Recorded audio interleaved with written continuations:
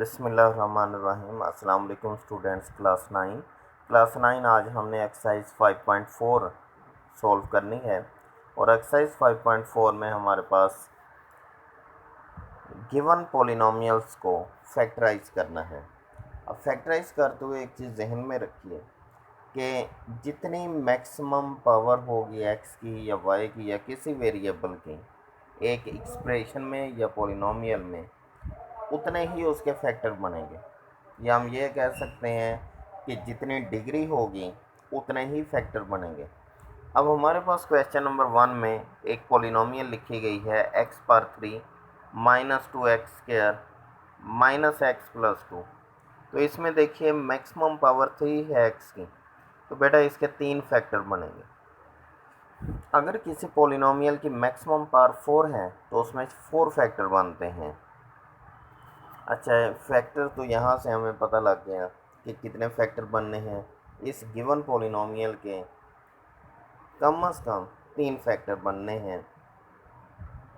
और अब हम possible factor of the constant term लिखते हैं। दूसरे नंबर पर हमने ये करना है कि पॉलिनोमियल के अंदर जो कांस्टेंट है, यहाँ पे कांस्टेंट 2 है, 3 हो सकता है, 4 हो सकता है या एनी अदर कांस्टेंट, आपने इसके पॉसिबल फैक्टर लिख लेने हैं। अब 2 के जो पॉसिबल फैक्टर्स हैं वो प्लस और -1 है, प्लस और -2 है। पॉसिबल फैक्टर लिखने के बाद हम 1 बाय 1 इन फैक्टर्स को गिवन पॉलिनोमियल में पुट करेंगे और देखेंगे कि रिमाइंडर क्या आता है। अगर रिमाइंडर जिस फैक्टर पे 0 आता है तो x की वो वैल्यू गिवन पॉलिनोमियल का फैक्टर बन जाएगी। अगर 0 नहीं आता रिमाइंडर तो वो वाली वैल्यू जिसको पुट किया गया है वो इसका फैक्टर नहीं है। तो सबसे पहले x = 1 पुट किया गया, p of 1 = 1³ -2 1² -1 +2। गिवन पॉलिनोमियल में x की जगह पे 1 पुट कर दिया गया, बाकी पावर्स, कोफिशिएंट और कांस्टेंट अपनी अपनी जगह पे लिखे गए। तो बेटा 1/3 1 होता है, फिर 1/2 1 × 2 -2 -1 +2। इनको सोल्व किया गया तो हमारे पास जवाब मिला 0। x = 1 पुट करने से रिमाइंडर 0 मिलता है। जब x = 1 पुट किया, रिमाइंडर 0 है, तो अगर हम लेफ़्ट साइड पर 1 को ले आएँ तो x - 1 is a factor of p of x, क्योंकि फैक्टर पुट होने पर ही, फैक्टर की वैल्यू पुट होने पर ही रिमाइंडर 0 आता है। अब हम दूसरी वैल्यू ट्राई करते हैं। Now put x = -1। Given polynomial में x की जगह पर -1 पुट कर दिया जाएगा, बाकी तमाम साइन, तमाम कोफिशिएंट और कांस्टेंट अपनी अपनी जगह पे लिखे जाएंगे।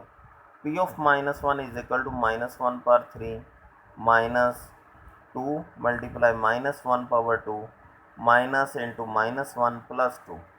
सोल्व किया गया, -1 -2 +1 +2, इनको प्लस और माइनस रिक्वायरमेंट के मुताबिक किया गया तो जवाब 0 आया।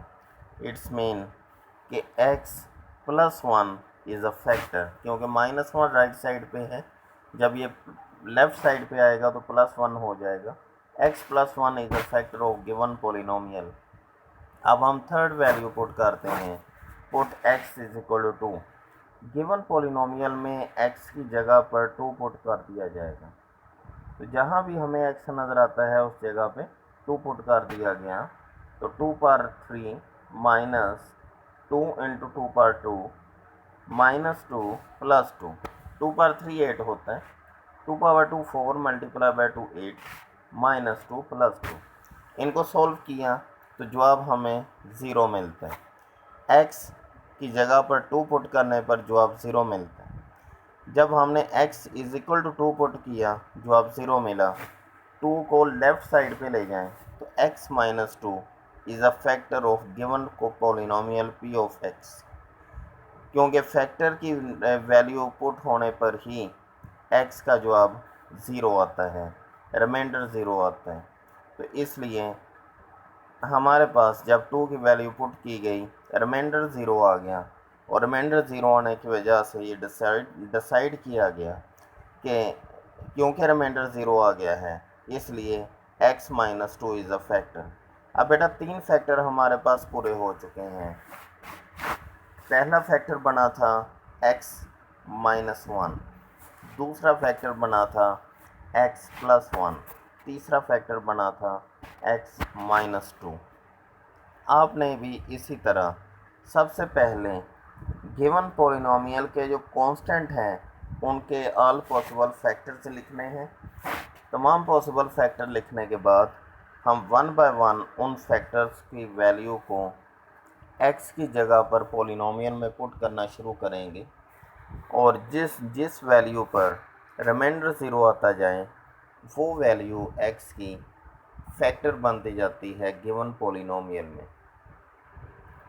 तो पहले बता चुका हूँ, अगर मैक्सिमम पावर पॉलिनोमियल के 3 हैं तो 3 फैक्टर, अगर 4 वैल्यू है पावर तो 4 फैक्टर आएंगे, अगर 5 है वैल्यू तो 5 फैक्टर बनेंगे।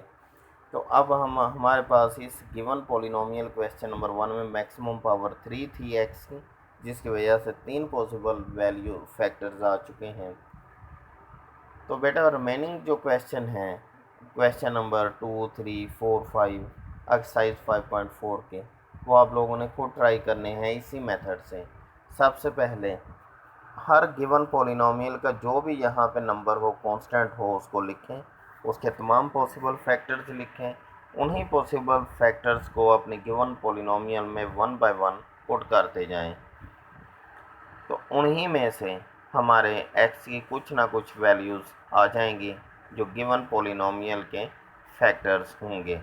जैसे कि अगर यहाँ पर कांस्टेंट की जगह पे 6 होता तो यानी यहाँ पर x p is equal to 6 या कांस्टेंट इज़ इक्वल टू 6 आ जाता, तो 6 के पॉसिबल फैक्टर्स थे +-1, +-2, +-3 एंड +-6।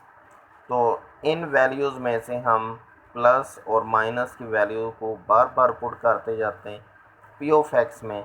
जब 3 फैक्टर पूरे हो जाते हैं तो हमारे पास उसके फैक्टर मुकम्मल हो जाने थे।